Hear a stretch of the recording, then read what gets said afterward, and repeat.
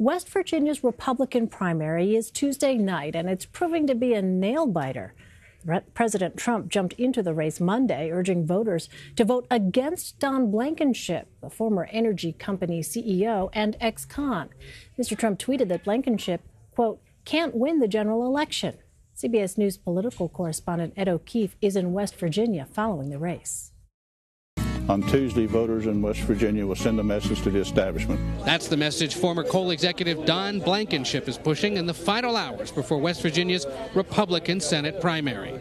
Blankenship spent a year in federal prison after the 2010 explosion at his Upper Big Branch mine. The disaster left 29 miners dead.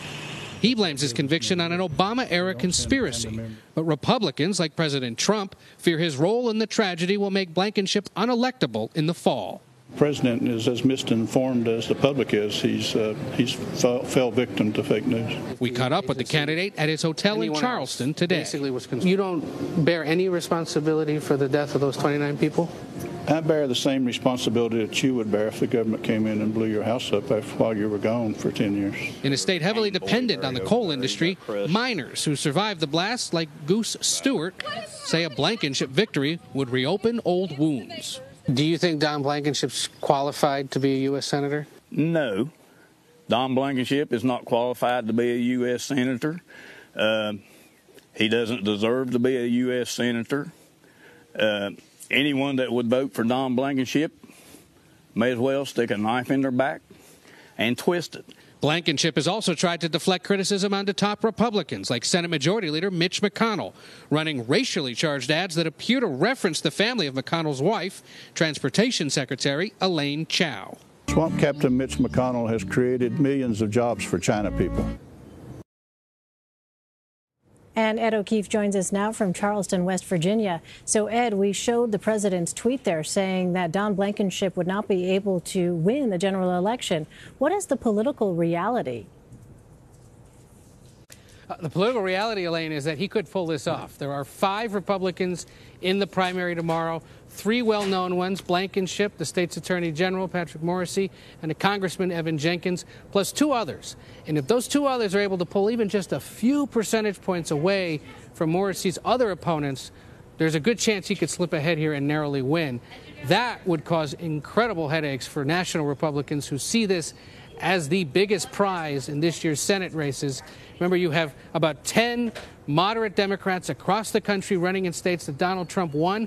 This was the biggest of the wins. He won West Virginia in 2016 by more than 40 points.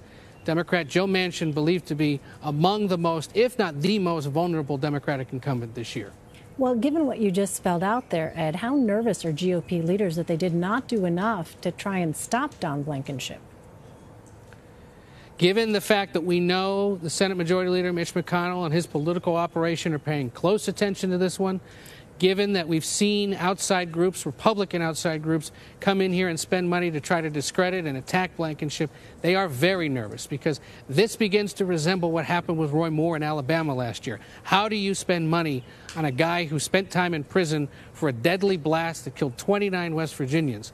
How do you defend a guy who has this colorful business record, who has a federal criminal background, against a Democrat, Joe Manchin, that they'd love to be able to take out on an argument around policy, around the fact that he perhaps hasn't been as cooperative with the Trump administration as they'd like? You'd have a Republican incumbent win here who is already now in the crosshairs of the president, as he told his Twitter followers, at least today, not to vote for Blankenship.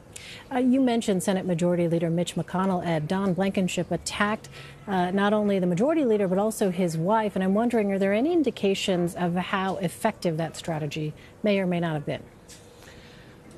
We're not going to know that, of course, Elaine, until tomorrow night. But look, we know from this race, from races across the country, that attacks on top Republican leaders are working.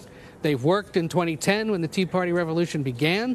They worked in 2016 when Donald Trump ran against the establishment. It's working in some races across the country this year.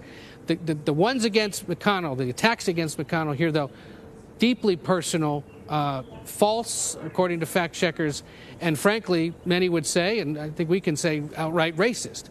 What they're referring to in these ads by talking about China people or China persons or is the fact that Elaine Chao, the transportation secretary, who is the Senate Majority Leader's wife, is Chinese American. Her father runs a massive shipping company, and Blankenship basically alleges that McConnell has been benefiting from that company, given the family ties.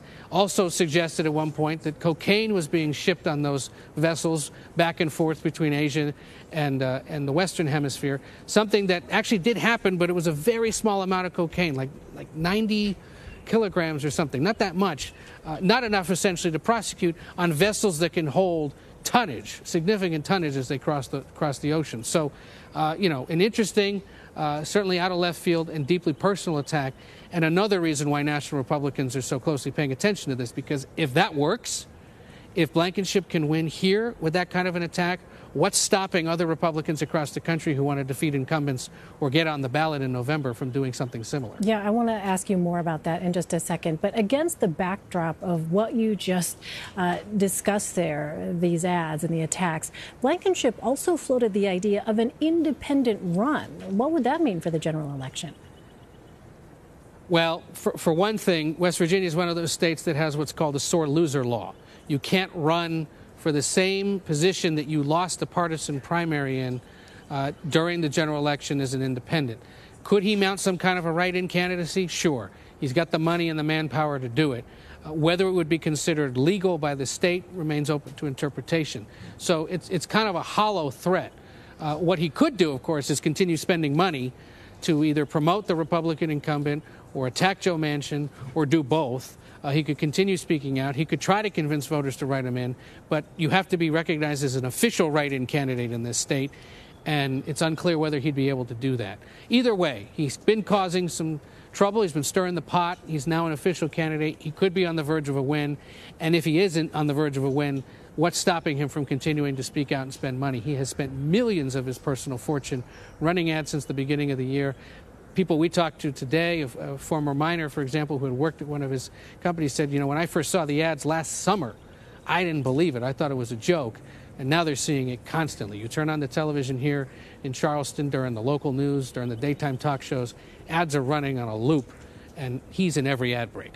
Back on strategy, Ed, is Blankenship then providing a roadmap potentially for future anti-establishment candidates? Yeah, and arguably he's continuing the same strategy that the president employed back in 2016. You just go after the leadership. You attack them. You suggest that you as the renegade or as the insurgent are better qualified to represent the interests of the people who are fed up with Washington. He's doing that in his ads.